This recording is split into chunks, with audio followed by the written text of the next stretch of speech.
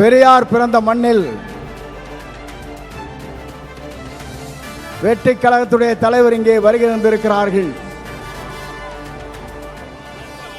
காலத்தின்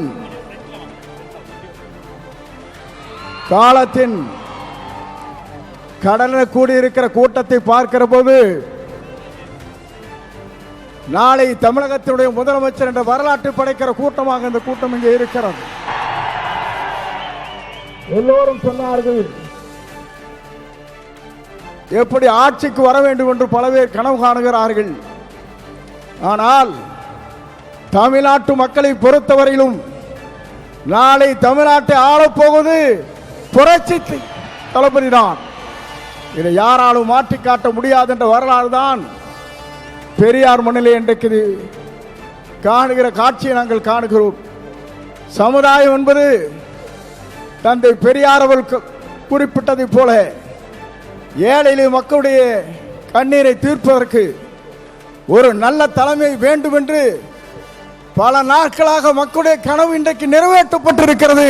மிக விரைவிலேயே தான் அந்த கனவு என்பது எல்லோரும் கூடுவார்கள், கூட்டம் கூடும், கலைந்து போகும்.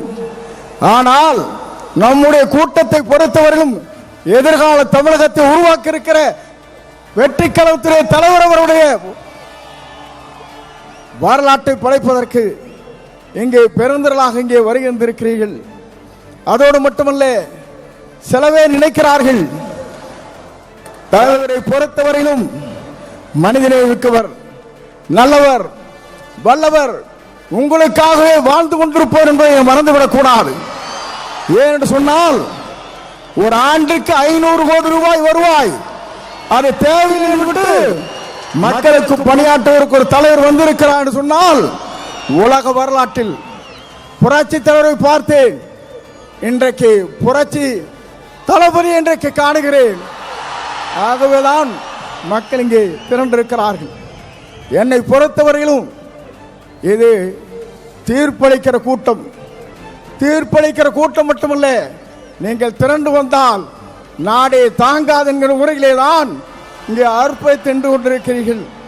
உங்களை பொறுத்தவரையிலும் எதிர்காலம் பிரகாசம் உள்ள எதிர்காலமாக மாறப்போகிறது. எல்லோரும் சொன்னார்கள், எவ்வளவு வெற்றி பெறப் போகிறார் என்று சொன்னார்கள். 234 அவர் ஆரை விரல் காட்டுகிறாரோ அவர் தான் தமிழ்நாட்டில் சட்டமன்ற உறுப்பினர் என்ற வரலாற்றை படைக்கின்ற அளவிற்கு நீங்கள் வாருங்கள், வெற்றி தேடி தாருங்கள் என்று அழைத்து விரைவுகிறேன். நன்றி, வணக்கம்.